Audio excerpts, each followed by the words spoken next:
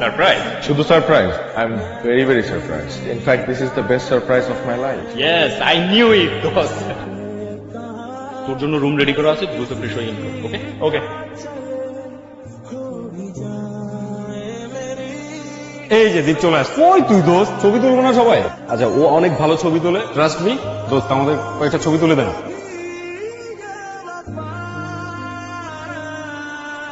সিগারেটটা এখনো ছাড়তে পারো না তাই না? কিন্তু আমাকে ঠিকই ছেড়ে দিতে পেরেছো। কি কথা দিয়েছিল আমাকে মনে আছে না? How sweet. এরকম একজন গার্লফ্রেন্ডই তো দরকার। সিগারেট জ্বালানোর জন্য লাইটার খুঁজে পাচ্ছি না, ঠিক ওই মোক্ষম মুহূর্তে সে এসে আমাকে সিগারেট ধরিয়ে দিল। খুব ভালোবাসো আমাকে না? অনেক। তাহলে এটাও জেনে রাখো, আমি আগুন জ্বালাতেও পারি, আবার আগুন নিভাতেও পারি। মানে কি? মানে এই সিগারেটটা হচ্ছে তোমার জীবনের লাস্ট সিগারেট। এরপর আর কোনোদিন তুমি সিগারেট খাবে না। তুমি আমাকে প্রমিস করো তুমি আর কোনোদিন সিগারেট খাবে না। আরে হ্যাঁ, প্রমিস করো, কখনো সিগারেট খাবে না, প্রমিস করো। প্রমিস, আমি আর কখনো সিগারেট খাবো না। ভালোবাসা হারিয়ে যাওয়ার সাথে সাথে ভালোবাসার মানুষকে দেওয়া কথাগুলো হারিয়ে যায়। যখন কেউ কাউকে ভালোবাসে তখন সবকিছু দিয়ে ভালোবাসে, মনে হয় ওই মানুষটার জন্য সে সবকিছু করতে পারবে। আর যখন ভালোবাসা শেষ, সব শেষ। সিগারেট দে, আমার সিগারেটটা করে। কি তুই জানিস নি? তুই তো সিগারেট খাওয়া ছেড়ে দিছিস।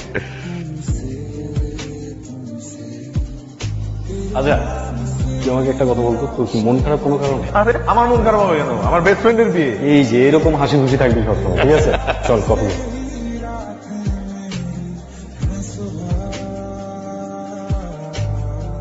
কথা বলো না কেন? কোনো ঝামেলা? কোনো ঝামেলা হয়নি। তাহলে আমি এত ইম্পর্টেন্ট একটা ক্লাস করছিলাম, ক্লাসের মাঝখান দিয়ে আমাকে এতবার ফোন করে এখানে নিয়ে আসলে। আমি ভাবলাম আর্জেন্ট কিছু। তো তুমি জানো না 10 মিনিট পর আমার কালচারাল প্রোগ্রাম? আচ্ছা জানি তো।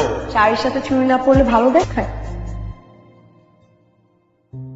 তুমি জানো না তুমি পরিয়ে না দিলে আমি চুড়ি পরি না? এখন না হয় আমি চুরি পরিয়ে দিচ্ছি, এমন একদিন যদি আসে আমি নেই, তুমি আছো, তখন তখন কে চুরি পরিয়ে দিবে? কে বলেছে তুমি থাকবে? তুমি সারা জীবন থাকবে এবং আমার সাথেই থাকবে, আর এইভাবে আমাকে সারা জীবন চুরি পরিয়ে দেবে।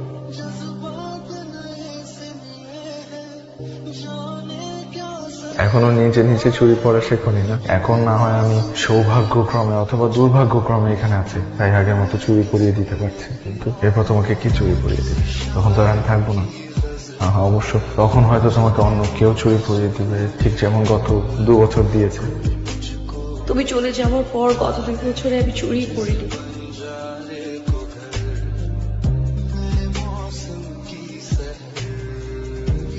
যারা তোমার সাথে কিছু কথা আছে।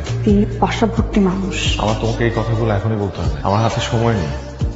যারা দেখো, তুমি আমার কাছে আল্লাহর ওয়াস্তে আর কোনো কিছু লুকায় না। তোমার চোখ দেখে আমি স্পষ্ট বলে দিতে পারছি যে তুমি এখনো আমাকে আগের মতোই ভালোবাসো। আমার প্রতি তোমার ফিলিংস এতটুকুও কমেনি। কেন তাহলে এইসব? কি কারণে? কথাগুলো তুমি এতদিন কেন বলনি? কারণ আমি তোমার অপেক্ষায় ছিলাম। আমার মনে হয়েছিল তুমি যদি আমাকে সত্যি ভালোবেসে থাকো তাহলে তুমি আমার কাছে ফিরে আসবে।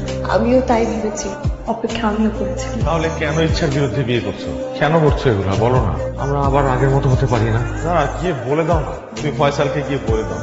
আমি পারবো না, হোক না এটা। ও দুটো ফ্যামিলি ইনভলভ, আমি এতগুলো মানুষের কষ্ট দিতে পারবো না। যারা লিসেন টু মি, শোনো আমার কথা, আমার কথা শোনো তুমি। যারা এই তো আসছি। ওকে, একটু দ্রুত করো প্লিজ।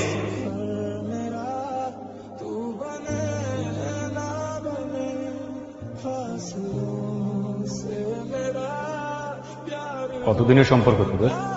ব্রেকআপ হয়েছিল কেন তোদের? যারাকে ভালোবাসতি, যারাও তোকে ভালোবাসতো? বাসি তো ভালোবাসলে আমার চোখের সামনে আমার ফিয়ান্সের আই কন্টাক্ট দিনের পর দিন আমার বেস্ট ফ্রেন্ড করে গেছে, অথচ আমি একটা বার খেয়াল করতে পারিনি, একটা বার বুঝতে পারিনি। স্টুপিড আমি। কথা বল, ও তুই বলবি কেন? তোর তো কথা বলার মুখই নাই। শালা বেঈমান। তুই তো আমার চেয়ে যারাকে অনেক বেশি ভালোবাসিস। তুই এই কথাটা আমাকে একটা বার বলতে পারলি না? তাহলে আমি তোর কিসের বেস্ট ফ্রেন্ড?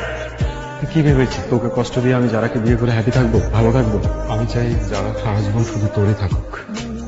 আমার বেস্ট ফ্রেন্ডকে কষ্ট দিয়ে আমি কখনো ভালো থাকতে পারবো না। তুই যেমন আমাকে কষ্ট দিয়ে ভালো থাকতে পারবি না, আমিও ঠিক তেমনি তোকে কষ্ট দিয়ে কখনো ভালো থাকতে পারবো না। কিন্তু কাউকে না কাউকে তো কষ্ট দিতেই হবে।